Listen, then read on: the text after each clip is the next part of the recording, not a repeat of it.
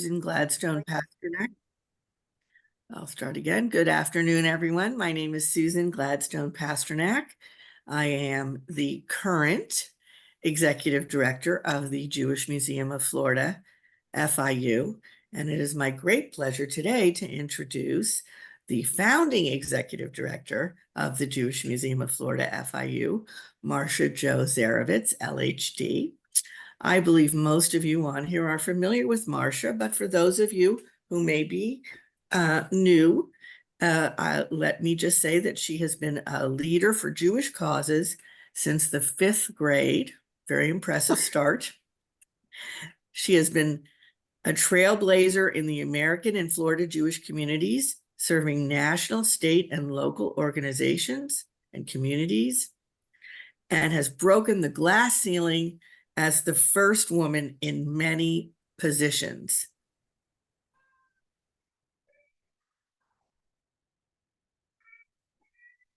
Well, you just put yourself on mute.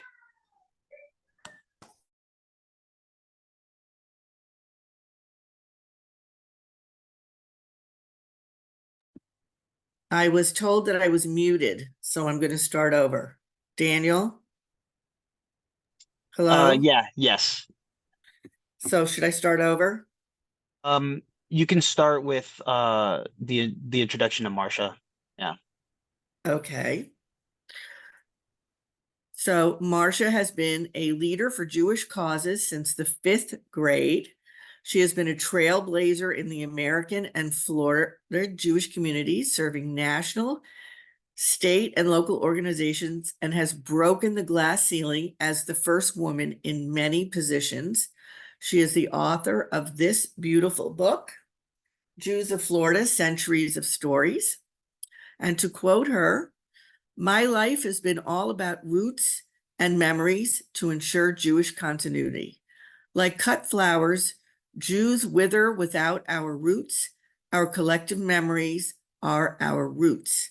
And today she is going to be talking to us about the roots of anti-Semitism. And it is my pleasure to introduce, I don't see her, but it is my pleasure to introduce Marcia Jo Zerivitz. Thank you, Susan, and welcome to everyone. And thank you for your interest in this always timely topic. It's important to know where anti-Semitism comes from that gives us knowledge, which means power. Anti-Semites want to erase Jewish history. As you well know, 6 months, 186 days ago, on October the 7th, Hamas attacked Israel to slaughter Jews and destroy the Jewish state. The Hamas covenant claims that there will be a day when all Jews will be killed, eradicated, exterminated. This was a pogrom all over again, the ultimate expression of anti-Semitism, which is Jew hatred. Anti-Semites believe that because Jews are different or the other, that we need to be eradicated. Anti-Semitism has been around for 2,000 years. We are not going to cure it. It is an inborn disease. It is ubiquitous. We are all asking, though, what can we do about it? Especially at a time when many Americans, especially our younger, endorse ancient anti-Semitic tropes and conspiracy theories. First, it is imperative that we educate ourselves so we can recognize it. Anti-Semitism is a lack of moral clarity and critical thinking. It comes from everywhere on the political spectrum, from the left, right, Christians, Muslims, atheists, even sometimes from Jews. The internet and social media have caused so much misinformation to erupt into the public square like a burst sewage pipe. The template used against Jews is always the same. Jews are all powerful, all wealthy, conniving, evil, devils, and tricky. We work behind the scenes and we have dual loyalty.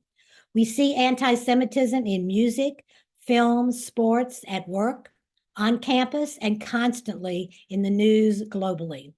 The reality is that anti-Semitism has become normalized and fashionable. Jews represent just 2.4% of the US population and less than 1/4% globally. Yet much of the world thinks that everything Jews do is wrong and that all wrongs are done by Jews. Following the start of the Israel-Hamas war, anti-Semitism was up 400% in the United States, 1,350% in London, and just as bad in France. The American Jewish Committee reports that most American Jews feel less safe than they did prior to October 7th and think that anti-Semitism is the problem.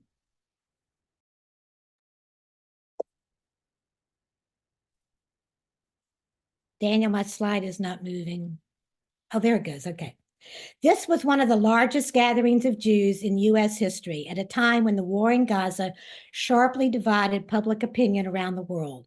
American Jews of all ages made it clear that all we want is to live freely and safely, without fear of harassment and violence, simply because we are Jews. When the American Revolution began in 1775, every nation in Europe had an official state-supported Christian faith, and the Ottoman Empire had the Islam faith. But here in the United States, since the American Revolution, everyone has had religious liberty and the rights and freedoms guaranteed by the United States Constitution. In 1790, George Washington said, all, and I emphasize all, possess the immunities of citizenship, and the government of the United States gives to bigotry no sanction, to persecution no assistance. But there is a large bigoted faction in the United States that believes we should be a Christian nation. God and country follows the history and recent activities of Christian nationalism. The belief that the United States is ordained by God to be a white Christian nation and that this should influence U.S. policies on abortion, public education, immigration, and so on. The Southern Poverty Law Center identifies more than 1,200 active hate groups in the United States. The states with the highest number of hate groups are California with 103 and Florida with 89. About 30 million people support hate groups networked across the nation. 30 million. The security of the American Jewish community is threatened by modern versions of age-old ideas that Jews are different, are devils conspiring to control the world, and harvesting the blood of Gentile children for rituals. Racism and hate groups are on the rise for many other groups as well. Blacks, Asians, women, Central American immigrants, for example, where the Great Replacement Theory, or GRT as it's referred to, embraces the idea that Jews are orchestrating a campaign to replace white people with people of color, because the latter are impotent to do this on their own. And the US Census predicts that white people will become a minority by 2045. Elon Musk, for example, espouses GRT on his Twitter. These hate groups include white nationalist groups such as the Patriot Front and the Proud Boys. We have seen a huge rise in fascist activity. Neo-Nazis take to the streets waving swastikas and chanting, "The Jew is the devil," and Jews rape children and drink their blood. Hate propaganda is all around us with continuous assault, especially on Jews, but also against Blacks and other minorities. To purify the race, the National Socialist Movement advocates an America in which only those with white, Northern European, or Nordic or Aryan ancestry can be citizens, harkening back to the United States laws of murdering Indians, then forcing survivors onto reservations, slavery, Jim Crow, and immigration quotas. Nordic relates to the Germanic peoples of Northern Europe, characterized by tall stature, long head, light skin and hair, and blue eyes. Copying America, this was the goal of Hitler, who was emboldened by America's eugenics theory. This is a set of beliefs and practices aimed at improving the genetic quality of the human population and eliminating so-called social ills or undesirables. Detailed in Isabel Wilkinson's book Caste, eugenics became a popular social movement peaking in the 1920s and 30s here in the United States. Hitler advocated selective breeding of Aryan traits beginning in 1933. He defined the Aryan race as non-Jewish whites, deemed them superior to all other races, and began his campaign to dehumanize all subhumans, a category that included Jews. We saw these people in Charlottesville, white supremacists marching while chanting, "Jews will not replace us," and the 11 murdered Jews in the Pittsburgh synagogue in 2018. These are bold reaffirmations of the centuries-old replacement theory. We saw these people on January the 6th, 2021, the toxic blend of ethno-religious identity politics reflected in the religious symbols that participants carried that day. Our politics are animated by two conflicting moral issues. Is America a divinely ordained promised land for European Christians? Or is America a pluralistic democracy where all stand on equal footing as citizens? Why are we discussing Jew hatred, the dehumanization of the other? As just one example of thousands of incidents across our country and our campuses, on March 11th, 2024, this just last month, this was the headline of a letter to the editor of the FIU Panther newsletter following a Hillel Shabbat dinner. An act of Jew hatred by Students for Justice for Palestine occurred during a presentation to Hillel students by IDF soldiers describing the barbarous events of 10/7. Jewish students are called genocide supporters and ask, how can they be safe? Campus anti-Semitism is rampant across our nation and is affecting Jewish high school students' college enrollment decisions right now. Anti-Semitism is the normalized and fashionable cause of the times, unfortunately. The least informed protesters end up being the loudest. I encountered personally this huge protest in New York City, and it was frightening. Most American Jews ages 18 to 29 have experienced anti-Semitism online, and some support the Palestinians' humanitarian plight and want Israel to stop the war, to stop defending Jews. Many of our young generation lack the depth and knowledge of Jewish history. Israel is at war against generations of Jew hatred. The anti-Zionist hatred we are seeing in the United States and around the world is a result of canceling our long history of the reality of Jews living in what is now Israel since the first recorded arrival there, and accepting the UN partition plan for statehood in 1947 when the Palestinians did not. They have turned down the opportunity to have their own state 8 times, and now they want all the land from the Jordan River to the Mediterranean Sea with no Israel, no Jews. How did we get here? Over the past 2,024 years, there have been myths and tropes about Jews that continue to creep into current events. One is that powerful Jews control the banks. This comes from Shakespeare's 16th century Merchant of Venice and the role of the greedy moneylender Shylock, who literally demands a pound of flesh for repayment of a loan. Although Shakespeare wrote The Merchant of Venice in 1597, a time when no Jews were even allowed to live in England, he based Shylock on earlier medieval stereotypes, linking Jews with money and power. Shylock's large hook nose depicts Jews as animal-like and greedy, and has since become a defining and persisting element of the Jewish stereotype that has been exploited in political propaganda, cartoons, artworks, and on social media. If you read or saw the movie Maestro, you know there was a criticism about Bradley Cooper's use of a prosthetic nose for his portrayal of Leonard Bernstein, a proud Jew and Zionist who refused to change his name. A sign of our fractures, polarized anti-Semitic soap times is that publicity about the film focused on Cooper's fake Jewish nose, calling it Jew face, and fueling anti-Semitic stereotypes on social media. Anti-Zionism rejects Israel's right to exist as a Jewish nation. What we are hearing from around the globe, plain and simple, is that Jews have no right to exist, period. Launched in 2005, the BDS Boycott, Divest, Sanction opposes Zionism. BDS works to economically boycott Israel and end international support for what they call Israel's oppression of Palestinians, with the goal of eliminating Israel entirely.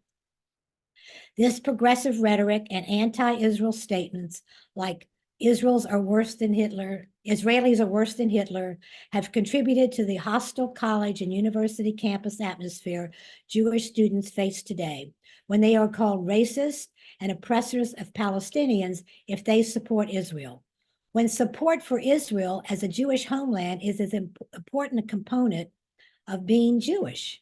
Supporting Israel does not mean that all Jews support all their government policies, which is the same for being in America. Not all of us support all of our government's decisions, and that does not make us anti-American. A strong predictor of a hostile climate on campus toward Israel and Jews is the presence of an active Students for Justice for Palestine, or SJP. Another challenge is the trend for professors, fueled by tens of billions of dollars of Arab petrodollars, to espouse hate against Jewish students and Israel with apartheid, colonialist, racist, and blood libel theories in curricula. After October 7th, many university presidents wrote letters of support for the terrorists rather than defending Israel. University administrators must learn how to recognize anti-Semitism and strongly condemn it. They must ensure that all students, including Jews, have equal access to their school as a safe environment to learn. Jewish students are targeted and threatened daily, and administrations are not responding. They are failing the Jewish students. This was the focus of the December 5th, 2023 congressional hearing, when 3 presidents of prestigious universities were asked if calling for the genocide of Jews violated their code of conduct at their schools. All 3 gave evasive answers. Genocide is morally abhorrent. There is no moral clarity. They had failed to extend institutional protection to their Jewish students when they have condemned calls for violence against other historically marginalized groups. This is anti-Semitism, treating Jews differently, having a double standard. If a student's educational mission is disrupted, like they fear going to class, that is a violation of the First Amendment and anti-Semitism. We hear about DEI, values held by those working to be supportive of different groups of individuals. But DEI throws people into just 2 categories: non-whites as oppressed or whites as oppressors. The campus administration does not know what to do with Jews. DEI does not address anti-Zionism. Jewish students became eligible for Title VI protection in 2004, 20 years ago, and still, anti-Semitism is not integrated into DEI, as it focuses on Blacks, Asian American, and Native Americans. Jews are seen as white, privileged, the oppressors. This is why Jewish students feel isolated. 12 states, including Florida, have now banned DEI. They have banned intersectionality, which is a system of oppression, which is a good thing that it's been banned in Florida. All over the country, pro-Israel students are organizing protests in support of Israel. When they are heckled and not allowed to be heard, it is a violation of the First Amendment. Title VI of the 1964 Civil Rights Act specifically bans certain forms of anti-Semitic and related forms of discrimination. In other words, public universities could lose their funding if Jewish students are not protected. The Holocaust was the most extreme example of anti-Semitism. Holocaust denial is the odious contention that Hitler did not arrange the murder of 6 million Jews and millions of others on his quest for racial purity. 60% of Americans cannot name one concentration camp and do not know how many Jews perished in the Holocaust. 2/3 of millennials do not know what Auschwitz is.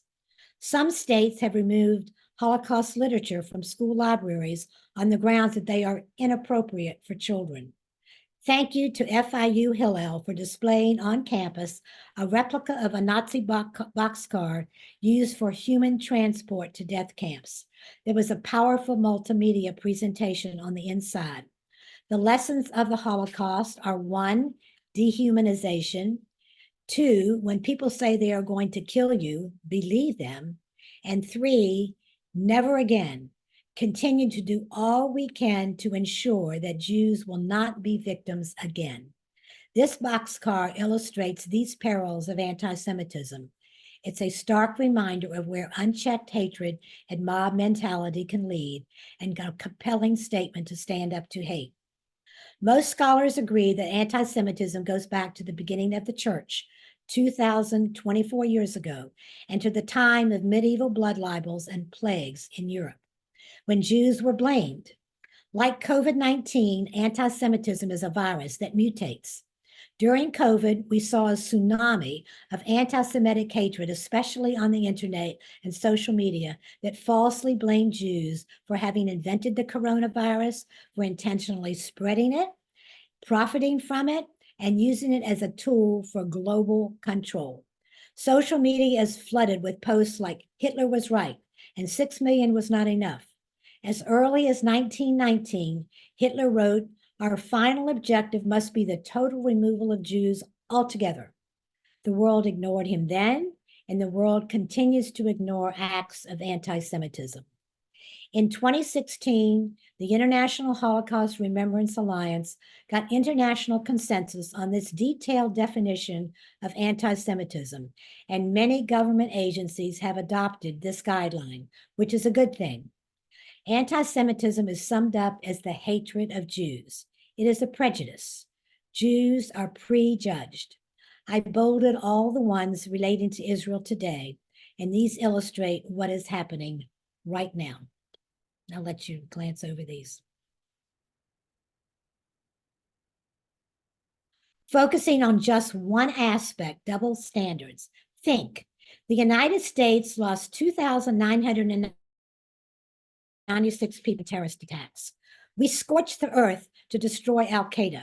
The 12,000 plus casualties Israel suffered October the 7th would be equivalent to 45,000 people in the United States. Can you imagine the response if the United States lost 45,000 people in a terrorist attack? And 9/11 did not include the barbarity and hostage-taking of Hamas. The brutality of the 10/7 massacre forced Israel to move.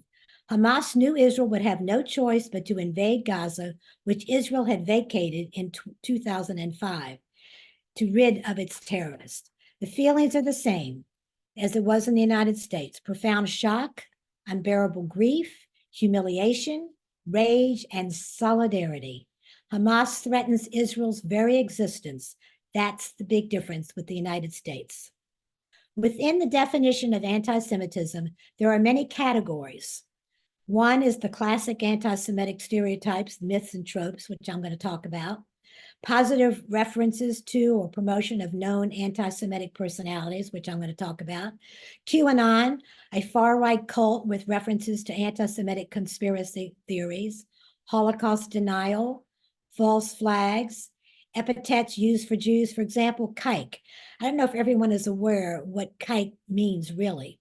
It's a Yiddish word for little circle. When Jews came to Ellis Island, if they could not write their name, they used a circle as their signature. They refused to use the X because this represented to them the cross of Christianity. That's all kike means, is little circle. A few examples. This lurid caricature of U.S. Secretary of State Antony Blinken uses the facts that Blinken is Jewish and a stepson of a Holocaust survivor. Throughout history, anti-Semites have used overt tropes like enlarged noses, horns that portray the devil, and accusation of global control to sway the public against Jews. Here, wearing a flag of the United States as a cape and clutching a COVID report, it implies that the Jews started COVID. During COVID, these anti-Semitic flyers were distributed heavily around the country and in Florida, proclaiming the COVID-19 pandemic to be a Jewish plot and emblazoned with the Star of David and a red pentagram, which is a reference to Satanism. The distribution was executed by a neo-Nazi group that uses the Jewish control of the world theme over and over. Another use of tropes in a conspiracy theory is this Israeli flag, making the Star of David with vaccine syringes because some vaccine manufacturers are Jewish. In modern popular culture, 666 is a widely recognized symbol for the devil. In April 2022, a leading Palestinian Muslim scholar went on a bizarre rant on a Turkish television show, claiming that the Jews started the war in Ukraine in order to establish a new Jewish state, and are now saying that the temple and biblical Jerusalem are located in Ukraine and not in Palestine. The fantasy about Jewish power is pervasive. It's anti-Semitism. It's All About the Benjamin is a rapper song and a progressive U.S. Congresswoman's referencing Benjamin Franklin on the $100 bill. They think Israel gets support from Congress because of the pro-Israel lobby, AIPAC. The real reason is that Israel is a democratic ally with shared values, military development, and intelligence systems in a dangerous part of the world. The reality is that AIPAC ranks 20th on the most recent list of congressional donors, giving away a paltry $4.5 million compared to $95 million that retiree interest groups donate. No, Israel is not a European colonial state. Only 30% of Israel's population is of European origin, and they were not colonialists. They did not represent a foreign power when they came to Israel. Endless pieces of archaeological evidence show that Jewish people are indigenous to Israel. It is the only nation on earth that inhabits the same land, bears the same name, speaks the same language, and worships the same God that it did 3,000 years ago and 1 millennium before Muslims. No, Israel is not a racist or an apartheid state. Arabs represent 20% of Israel's citizens and have equal rights, are part of the Knesset and the Supreme Court, and have a notable presence in universities and hospitals. Arabs who have Israeli citizenship have more rights and opportunities in Israel than in any Arab country. No, Israel did not engage in ethnic cleaning. In 1948, the Arab population in Israel was 156,000. Today, it is over 2 million. Conversely, in 1948, the Jewish population in Muslim countries was close to 1 million. Today, it is under 12,000 because the Arabs kicked us out. No, the Jewish people are not a privileged group. For 2,500 years, Jews in Europe and Northern Europe were persecuted wherever they lived, facing expulsions, pogroms, and genocide. All these accusations are anti-Semitism. A continuing challenge is the anti-Zionist teaching in Palestinian schools, where the children are taught from textbooks provided by the UN Relief and Works Agency, or UNRWA, that promote conspiracy theories with one purpose: to hate and kill Jews and eliminate Israel, that it's not even on their maps. The Arab League is comprised of 21 states, representing 650 million people in 5 million square miles. Israel has about 7 million Jews and less than 10,000 square miles that includes Judea, Samaria, and the Golan. So the Arabs are 100 times as numerous as Israeli Jews and spread over an area 5 times the size of Israel, which is the state of New Jersey. Also, there are more than 50 Muslim-oriented countries, among them 27 that are officially Muslim. Why are the Palestinians entitled to a separate land when the Jews are not?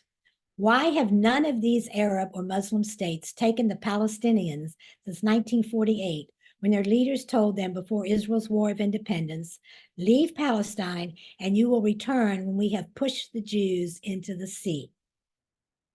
These are all threats to Jews, but this is not just about Jews. The threats to Jews have always been the canary in the coal mine, a warning that society is breaking down and every group is at risk. Muslims, African Americans, Asian Americans, LGBTQ, women, and others. We must never become complacent about any threats to any people. If hate against any minority is allowed to fester, it damages all people. Anti-Semitism creates distrust in government because if there are feelings of one government controlling the media, the banks, the government agencies, people feel Why trust democracy? In 1946, German Lutheran pastor Martin Niemöller said it best, and I'm sure you've probably heard this. First, they came for the socialists, and I did not speak out because I was not a socialist. Then they came for the trade unionists, and I did not speak out because I was not a trade unionist. Then they came for the Jews, and I did not speak out because I was not a Jew. Then they came for me, and there was no one left to speak for me. Many books, plays, and films continue to be written about anti-Semitism. Jew hatred is the most persistent, pervasive, and pernicious of all hatreds known in the world. Why? How did anti-Semitism begin? In 1936, Sweden author Hugo Valentin wrote, "It is not the Jews who are hated, it is an imaginary image of them." An example of this happened after my own daughter was born. In 1967, I was living in Orlando and went on my first outing in the neighborhood with my infant daughter. My friend next door, an educated woman who had lived all over the world, rushed out and said, "Oh, I have been so eager to see your baby, as I've always heard that Jews are born with horns. Can I see the horns?"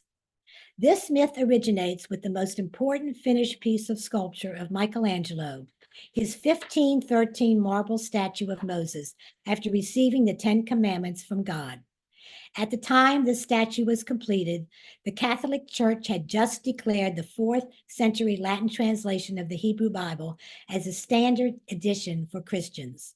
St. Jerome, who did the translation, translated the Hebrew term keren, meaning ray of light, as horn. The social position of Jews in their depiction in Christian art had become increasingly negative since the 11th century, then reached a low point in the 16th century.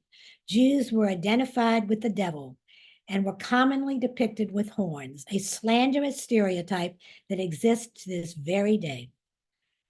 I wrote a book on the Jews of Florida, as Susan mentioned in the beginning. In the 1980s, I trekked 250,000 miles around the Sunshine State over 8 years to unearth the hidden history. I had to learn the historical context in Florida history to present the Jewish history for a traveling exhibit and then ultimately the Jewish Museum of Florida. I had to learn the historical context in Florida history to present the Jewish history. And I discovered a story of discrimination. Did you know that 511 years ago, in 1513, when Ponce de Leon discovered Florida, only Catholics could settle here? Because Ponce de Leon sailed for Spain, Spain became the owner of Florida, and it was during the Inquisition, so only Catholics could live in Florida for the next 250 years. Think this is anti-Semitism? Why this hatred of Jews? I organized the material to illustrate, one, that anti-Semitism is not a monolithic, inflexible set of ideas that transfers from one generation to another. Indeed, among the secrets that explain the uncanny longevity of this form of hatred is its ability to adapt to widely divergent social conditions. It is a virus that mutates from generation to generation. And two, the power of imagery and social media are used in communicating the agenda of hatred. We live in an intensely visual age. Our worldview is unconsciously shaped by powerful media and advertising engines. Anti-Semitism should be spelled as one word, with small s and no hyphen. I am proud to claim that I initiated discussion in dozens of editorial meetings across this nation about this and was very successful. This spelling is rational. There is no such thing as Semitism to be anti. German Wilhelm Marr created the term in 1879, the same year he promoted that all Jews must be removed by force from Germany because they were a threat. Marr argued that there exists a Jewish conspiracy to take over the world called Semitism that was ardently opposed by his followers, the anti-Semites. It's absurd. Jews were never plotting to take over the world. Semitic refers to a family of languages originating in the Middle East, whose descendant languages today are spoken by millions of people across Western Asia and North Africa. These people are not necessarily anti-Semitic, but following this logic, the conjunction of the prefix anti with Semitism indicates anti-Semitism as referring to all people who speak Semitic languages. Also absurd. Anti-Semitism has always meant simply Jew hatred. Jew hatred was present in the ancient world, including Greco-Roman persecutions and the Babylonian exile. We celebrated Purim last month, a story of anti-Semitism going back to the 4th century BCE, which was at the end of the exile period. Because Jews were different, the Persians wanted to annihilate the Jewish people, just as Hamas does today, 2,000 years later.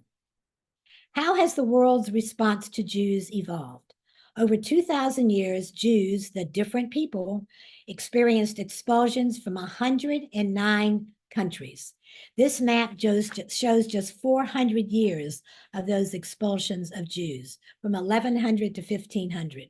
The Spanish Inquisition, which lasted from 1478 to 1834, with the expulsion decree from Spain in 1492 by King Ferdinand and Queen Isabella, is the most well-known.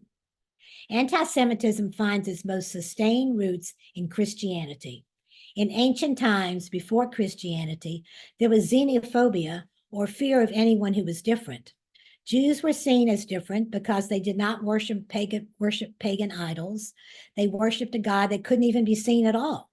Jews ate differently and had different rituals like circumcision for newborn males, but they were not persecuted and slaughtered for their differences. Anti-Jewish sentiment gained steam as Christianity started because of the deicide charge that Jews killed Jesus. Roman Catholic author Malcolm Hay wrote 70 years ago that the Holocaust would have been impossible had it not been for the poisonous lies with which the churches have infected Christian population for 2,000 years. End quote. Most current scholars and Christian theologians contend that anti-Semitism came with Christianity. In addition to the claim of Christians that Jews were responsible for the death of Jesus, it was also the reality that Jews did not accept the new version of religion. So there was a pent-up hatred against the mother religion, Judaism. The conflict between church and synagogue was rooted as the church sought converts by attacking Judaism. But Judaism did not disappear, and in fact, it gained its vitality in the 2nd and 3rd centuries, and this posed a challenge to Christianity. The church's attack on Jews continued to strengthen. All Jewish misfortunes are blamed on the fact that the Jews did not accept Jesus as our God.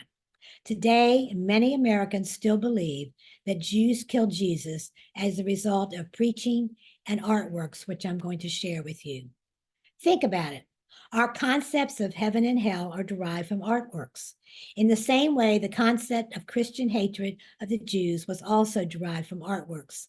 Like the song in South Pacific, you have to be taught to hate. And the teaching was done through degenerate art. The images I show were created to make people believe that Jews are the others, different, hateful, despicable, devils, even evil insects. This illustration is called the scourging of Jesus. One reason often given for anti-Semitism is that Jews rejected and killed Jesus. Although the Christian Bible in Matthew says the Romans are responsible for Jesus' death by crucifixion, this 13th century artwork illustrates the notion that the Jews killed Jesus. Note the peaked hats on the men. You're going to see this in a lot of the artworks that I show you. It's a symbol that these men were Jewish. It was a requirement by the Fourth Lateran Council in 1215, so the Jews could be identified outside of the ghetto. The Christian Bible says that Jews were accomplices, yet the accomplices are persecuted throughout history and not the Romans, the actual killers of Jesus. The Second Vatican Council in 1963 officially exonerated the Jews as the killers of Jesus, which is the greatest ideological transformation in human history, and yet this has not lessened anti-Semitism. This painting depicts church and synagogue, a common motif of medieval art in church paintings. Ecclesia et Synagoga communicated the New Testament's complex Pauline doctrine of election that argued for the church's inheritance of the divine favor, originally given to the Jewish people.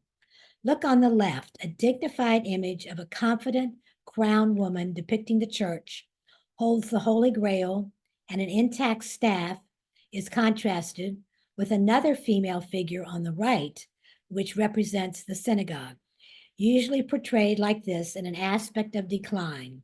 In the synagogue, the tablets of the law fall from her hand. The bannered staff representing her sovereignty is broken, and the blindfold prevents her from perceiving Christian truth. Each of these details was especially useful to illiterate peasants and is repeated hundreds of times in European art. This image portrays the supplanting of Judaism by Christianity in a violent manner. On the right, you see the synagogue depicted with a bloodied sword being driven through her head, cutting off Judaism from God. And on the left, the church is crowned by the heavenly hand of God. Church is portrayed with dignity, riding on a majestic mythical animal representing the Gospels, while the synagogue on the right rides a mere donkey and loses her crown, while she holds fast to a slaughtered ram's head, which is symbolic of the so-called carnal nature of Judaism.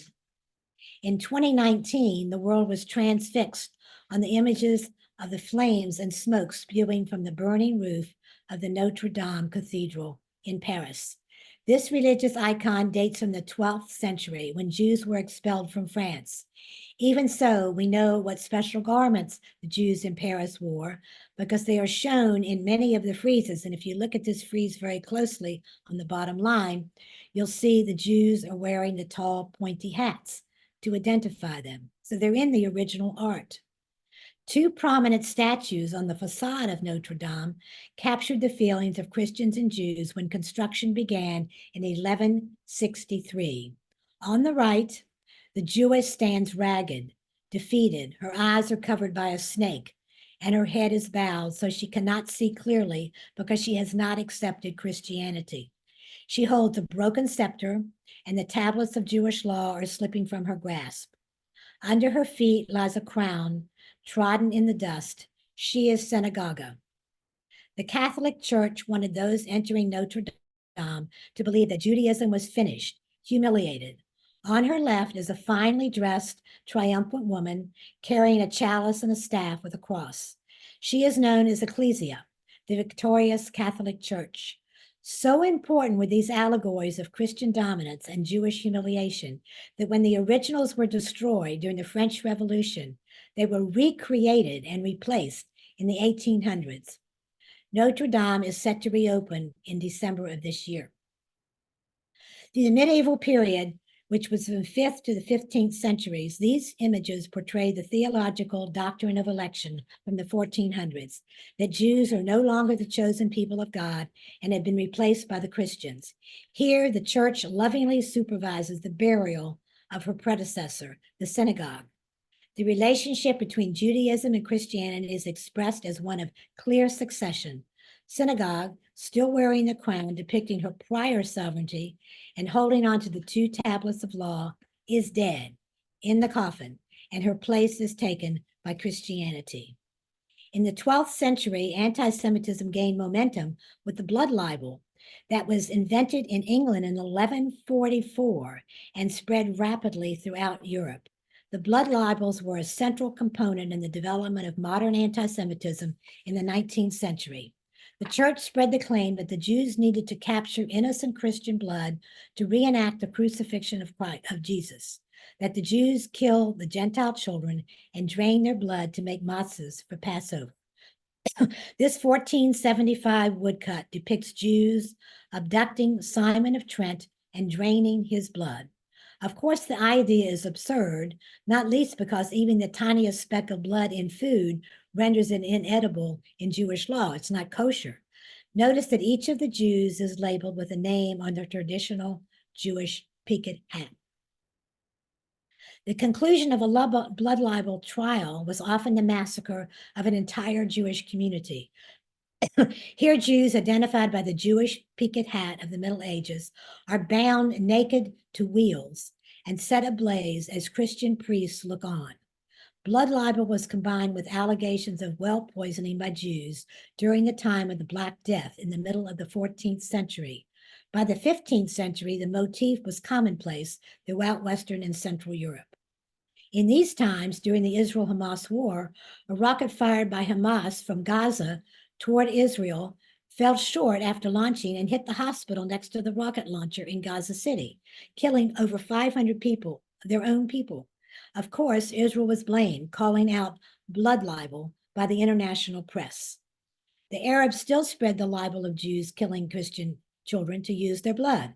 In 1986, the Syrian defense minister embraced it in his book, Matzah of Zion. He argues that every Passover, Jews kidnap a child, places the child in a barrel of nails so the body is pierced, and then from a faucet in the barrel pours the blood to use in preparing the matzah. The devil demanded it of them, he said. In 1991, this book, Matzah of Zion, was translated into English and praised at the UN Human Rights Commission as a valuable book that unmasked the racist, murderous character of Zionism. In 1517, Martin Luther launched the Protestant Reformation, but when he failed to convert many Jews, his agitation morphed into hatred, and he turned against them. Their synagogue should be set on fire, he said, and what does not burn must be covered over with earth, so that no man will ever see stone or cinder of them again, he said. And I continue the quote. Their houses also should be razed and destroyed. All their prayer books should be taken from them, end quote. In this environment, anti-Semitic tropes were expressed through art, like this medieval Christian folk image, the most obnoxious one that I found in all my research. It recently was posted near the Rothschild home in Frankfurt in these times. Called Judensau, which is German for Jew's sow or female pig. It's an image of Jews on their knees, suckling the pig's teeth, and a rabbi with his tongue thrusted into the anus of the pig. Really disgusting. And its popularity has lasted over 1,000 years. Notice the devil is there, identified by the round badge mandated for Jews to wear from the early 13th century. In June of 2022, there was a federal court case in Germany. A Jew filed the claim to have the sculptures removed, stating these sculptures are an inducement to murder of Jews. The case was dismissed, but this public challenge sparked conversation about historical and modern anti-Semitism in Germany. There are at least 50 of these Judensau sculptures in Germany today, and they exist throughout Europe. An old fear of Jewish domination, now promoted by QAnon, is the public scorning of the Rothschilds, a German Jewish family. Meyer Rothschild established a banking business in the 1760s, and the business became international when he placed 5 sons in London, Paris, Frankfurt, Vienna, and Naples. Here, Lord Rothschild is portrayed as a monster controlling the entire world. He is crowned by a pig, representing hypocrisy, since Judaism prohibits the eating of pork. Notice the date, 1898. This conspiracy theory has lasted a long time. Shown top left is the House of Rothschild on the front page of Der Stürmer in 1938 Germany. On the top right is a logo of the Swiss bank in 2020. Even with the Rothschild fortune greatly declined today, QAnon Rothschild conspiracy theories abound on prejudice. They're based on prejudice, and they are anti-Semitism. In 2021, during the California wildfires, there was speculation that a space-based solar generator used a clean energy experiment with the goal of replacing coal and oil, beamed the sun's energy back to Earth, and started the fire. And that it was the Rothschilds who caused this to happen. Anti-conspiracy theorists claim the Rothschilds interfered with the American Revolution, financed Nazism, the Bolshevik Revolution, perpetuated the 9/11 attacks, and caused the disappearance of Malaysia Flight 370 in 2014. Of course, all are absurd. Another popular Christian folklore was the legend of the wandering Jew that spread in the 13th century and continues today. According to one legend, a Jew mocked Jesus on the cross and was thus cursed with eternal life, requiring him to wander from one village to another with no rest or death awaiting the second coming of Jesus. Another explanation is that Christianity felt constraints about exterminating the very people from whom they had taken the very best of their teachings, and so there is a doctrine asserting that Jews are to be preserved until the end of time as witnesses to the truth of Christianity. The Dreyfus Affair birthed both modern anti-Semitism and crusading journalism with mass protest. This is an 1895 issue of a French anti-Semitic political newspaper. In 1894, Alfred Dreyfus, a French Jewish army intelligence officer, was arrested, tried, and convicted of being a spy and sent to Devil's Island. There was absolutely no evidence against him. The military hierarchy pursued the case against Dreyfus, even when it was clear that Dreyfus was innocent. This trumped-up charge was clearly anti-Semitism, and it awakened fear in all Jews. It took 12 years of social turmoil, violence, and lobbying for him to be finally cleared of the charges. It was not until 2006, 112 years later, that the president of France issued a formal apology and stated that Dreyfus was a loyal officer. This same French newspaper is depicting a world Jewish conspiracy, or Semitism, to dominate the world. Note the bulbous nose that continuously appears as a stereotype of the Jew. As a turning point in the history of European anti-Semitism was the publication in 1903 by Sergei Nilus of the Protocols of the Elders of Zion, the most notorious and widely distributed anti-Semitic publication ever. This Russian monk claimed to have discovered the minutes of a secret meeting of a fictitious Jewish government that was planning to dominate the world. Although repeatedly exposed as a forgery, the protocols became one of Hitler's favorite texts and the warrant for genocide, the pretext for the Holocaust. This image, based on the protocols and reproduced in a 1921 Austrian magazine, depicts the Jew as a multifaceted monster controlling the world. The mushroom that sprouts from the globe symbolizes the ultimate decay that will result of Jewish dominance. The forgery was introduced into Arab countries in the 1930s and continues to provoke unprecedented popularity, reprinted and translated into dozens of languages. On the left, we have the version in Great Britain, and on the right, we have the French version. There's no limit. The forgery continues to appeal to anti-Semites in the 21st century all over the world. Barnes & Nobles has had this display of various versions of the Protocols of Zion on its website until January of 2022, when they were finally removed. They agreed that as Jews were being beaten in the streets of London and New York, no business should peddle that debunked Bible of those seeking to murder all Jews. Moving forward, we should demand that every online platform stop selling any book called A Warrant for Genocide. Vote Christian Socialists, German Christians, Save Austria. This interwar German anti-Semitism poster held Jews responsible for their defeat in World War I. As Jews gained greater prominence through achievement in the arts and sciences, they were perceived to be strangling German culture, as depicted here. This German book cover, about 1920, again illustrates the Jews as agents of decay.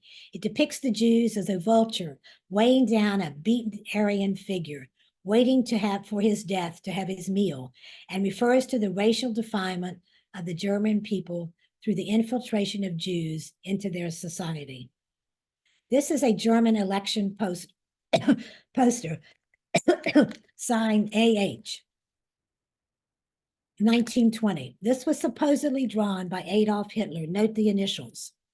Before his order to murder millions of innocent individuals, Adolf Hitler was an unsuccessful artist.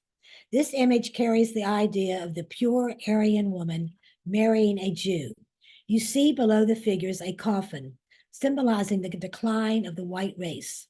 The swastika on the upper left suggests the early interpretation of the swastika, which was used nearly 5,000 years ago in India, in Sanskrit, meaning a good fortune. To this day, it is a sacred symbol in Indian and Asian cultures. In the 1930s, the German Nazi Party reversed and adopted the swastika as an emblem of the Aryan race. Since the Holocaust, it remains associated with Nazism, neo-Nazis, anti-Semitism, white supremacism, or simply evil. Its use in some countries, including Germany, is prohibited by law. Not so in the United States. The Nazis expended considerable energy indoctrinating the youth to their anti-Semitic platform. This book demonstrates how to recognize a Jew. The healthy Aryan farmer on the left is concentrated with the overweight, large-nosed Jew. Another page in the book, Jewish students and a Jewish teacher are expelled from school under Nazi law to the taunts of Aryan students. This book, printed in Germany in 1938, illustrates the Jew with a big nose as a toadstool, a symbol of decay. Another, The God of the Jews is Money, a stereotypical Jewish stockbroker, sits atop a bag of gold. The Nazis claim the Jews commit the gravest crimes to get money. Another, The Jewish Nose is Bent. It looks like the number 6. A German student conducts a lesson on how to recognize the mythical Jewish nose. Let's look at the Great Migrations, the Jewish immigration from the Pale of Settlement, 1880 to 1928. After the pogroms in 1881, more than 2 million Jews left the Russian Empire, where Jews were allowed to reside, which today is Ukraine. By the time immigration quotas in this country were severely tightened in 1921, 1.8 million Jews from the Russian Empire had made their home in the United States. For Jews, the U.S. was the Golden Medina, a haven from persecution to seek opportunity. In this postcard, a woman with the word America in Yiddish on her hat welcomes the exhausted immigrants. The Leo Frank case in Atlanta was a turning point for all American Jews who had fled Europe to escape anti-Semitism. In the US, no Jew had been killed because they were Jewish until Leo Frank. The racially charged events surrounding the Atlanta, Georgia, 1913 pencil factory murder of Mary Fagan were a result of the bigoted press that decided, in spite of more credible suspects, that the Jew was guilty of rape and murder and sentenced him to hang. After exhausting appeals, Frank's lawyers asked for clemency from the governor, who commuted the sentence to life in prison. Enraged, a citizen group lynched Leo Frank. This case galvanized the Anti-Defamation League and revived the Ku Klux Klan. No one was ever arrested for the hanging. This is the topic of a Broadway show, Parade. As I showed you earlier, anti-Semitism and the depiction of Jews as different and not wanted led to discriminatory codes in real estate. This is Carl Fisher's deed for Miami Beach property in 1915. Jews are considered not of the Caucasian race, so are excluded from buying his properties. Jews are not considered white. There was much anti-Semitism in the United States in the 1920s. Notable was Henry Ford, probably the most successful and celebrated industrialist on the whole planet. Ford bought the Dearborn Independent newspaper and used it to publish and distribute free his series of 81 articles on the Jewish question in America, which he called the world's foremost problem. His ideas came directly from the protocols of the elders of Zion. Ford said that the Jews were conspiring to destroy America by encouraging immigration and corrupting Christian morals. Many say the seeds of the Holocaust were sown and nurtured through Ford. Hitler had a photo of Ford on the wall in his office, and he was inspired by Ford's writings, which were quoted in Mein Kampf. Also during this time, the Immigrant Act of 1921 and 1924 in the United States closed America to Eastern European Jews. There were Jewish quotas in most universities and professional schools into the 1940s and even later. In 1933, the Nazis gained strength in Germany and anti-Semitic groups appeared in the United States. In the late 1930s, Jewish immigration from Germany to the United States was the target of many anti-Semitic attacks. Printed in 1936 in Florida, this image demonstrates Nazi sympathies by portraying repulsive Jews washing ashore with the tide. At this time, Catholic priest Charles Coughlin denounced Jews on the radio to millions of people. This wartime poster depicts a common 20th century anti-Semitic theme, the Jewish domination of America, in particular New York City. The American Jew is portrayed as a communist by the five-pointed Soviet star on his breast. Strangely, anti-Semites also think the Jews are all greedy capitalists. So how can it be both? This makes no sense, but of course, neither does anti-Semitism.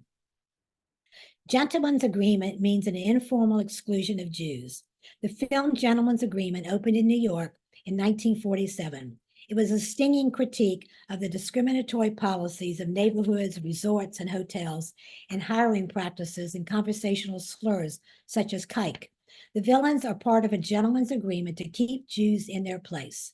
The hero, Philip Green, is a Gentile writer, played by Gregory Peck, who masquerades as a Jew to find out what discrimination really feels like. Hotel brochures advertising Gentile clientele were part of the gentleman's agreement. I well remember the day Rabbi Henry Okalika came bounding up my stairs to the office in the museum to relate his story. This is a marketing brochure for Eleanor Village in Daytona Beach, Florida, in 1950. The resort had 300 brochures printed with restricted clientele. Rabbi Okalika met with the resort owner, Mr. Eleanor, who admitted that he had never met a Jew and initially refused to remove the offensive line. After some creative pressure, Eleanor agreed to the policy change. The offensive phrase, restricted clientele, was blacked out, but Okalika thought this was tacky and offered to personally pay 50% of the cost of reprinting the brochure. After receiving the check from the rabbi, Mr. Eleanor reciprocated by donating this amount to the United Jewish Appeal, and new brochures were printed without the anti-Semitic language. In 1949, a Florida law ended real estate and hotel discrimination, so Rabbi Okalika was helping to enact compliance. The racism that began with the church had raised its ugly head in various forms over time, and one is the Ku Klux Klan. Started after the Civil War, primarily targeting freed slaves, they expanded to include Jews and still intimidate people who are different. Samuel Fleischman had lived in Florida from the 1940s, had a wife and children, and was a respected hardware merchant in Marianna, Florida. In 1869, the KKK ordered him to leave town because he had defended Blacks and given credit and employment to freed slaves. Fleischman resisted, and when the KKK escorted him out of town, he walked to the state capitol in Tallahassee, where he asked for protection. Getting none, he set out to return to his store and family. The next morning, his dead body was found on the outskirts of the city. His assassins were never apprehended, but many people said KKK. From 1868, the Ku Klux Klan was made up of white, demobilized soldiers of the former Confederate Army. The Klan stood for America. Anything that wasn't red, white, and blue, with an emphasis on white, was wrong. That was Blacks, Catholics, immigrants, and Jews. Today, the Klan continues to be one of the most active groups on the far right and has become integrated with the neo-Nazis and skinheads, mounting successful white supremacist rallies throughout the United States. Note the white hooded ornament on the tree, topped with a swastika. Stormfront, launched in Florida in 1995, is the white supremacist and neo-Nazi internet forum that was the internet's very first major hate site. Started in Florida. The logo features a Celtic cross surrounded by the motto, White Pride Worldwide. Stormfront has been linked to acts of murder and terror in the United States. As I said in the beginning, the biggest challenge in fighting anti-Semitism today is in the world of the internet and social media.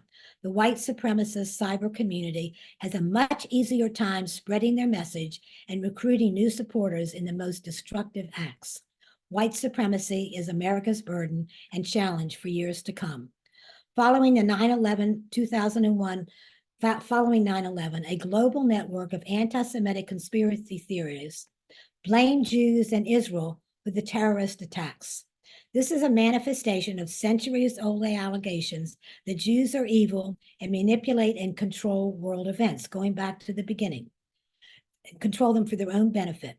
One source said, and I quote, 4,000 Israelis working in the World Trade Center were issued a secret directive before the incident not to come to work on September 11th. This is evident from the fact that not a single Israeli or American Jew working in the World Trade Center was reported killed or missing. End quote. Again, hatred through absurd lies. Some Americans are woke, aware of and actively attentive to important facts and issues of discrimination, racial prejudice, and injustice, and have taken direct action.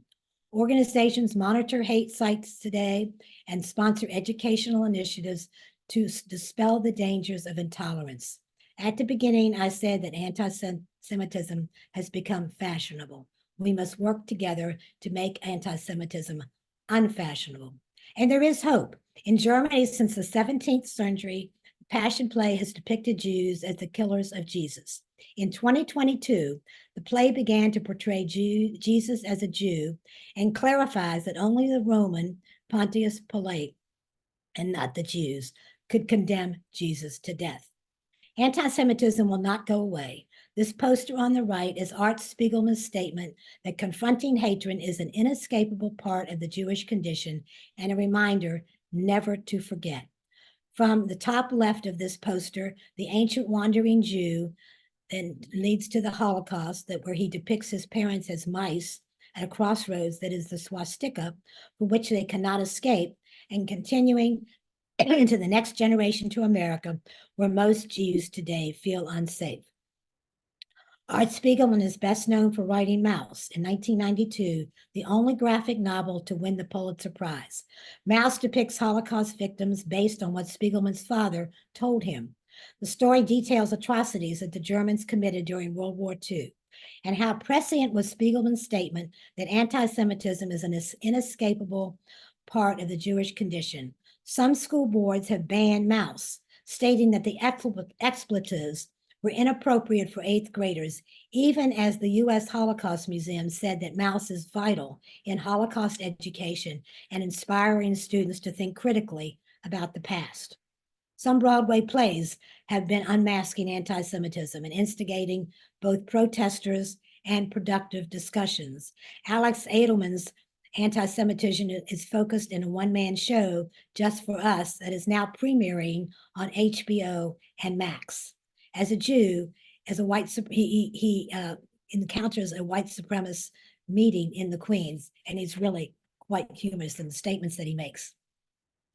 This current book about the rise of fascism in the United States depicts those who defeated it to preserve our democracy. To make changes in this battle, we first need awareness of this issue. You have the facts, you have the knowledge, which gives you the power to speak out. If you are Jewish, be proud. Know Jewish history, know the facts to call out hate. Educate others to combat anti-Semitism, combat misinformation. Appeal to social media platforms to shut down extremists. Get involved in civic life. Have government officials call out hate over the long haul, and when they do, thank them profusely. Build coalitions. We cannot do this alone. The Jewish community is too small. If you watched the Super Bowl in January, you saw an ad where the Black community is urged to not remain silent in the face of anti-Semitism. The night of the Oscars on March the 10th, another ad to stand up hate. This demonstrates that not everyone hates us. I hope you all saw those ads. Listen to what others say, and if it spews anti-Semitism, start a dialogue. Find out if their view is based on ignorance or ill will. Ask, what do you mean by saying that?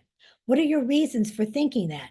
Think, is their answer possible, plausible, probable? Then ask leading questions, cross-examine, explore inconsistencies. For the first time, our government is involved in facing anti-Semitism. Last May, President Biden's administration released a strategic plan to combat anti-Semitism with 100 action items and a message that in the United States, hate will not prevail.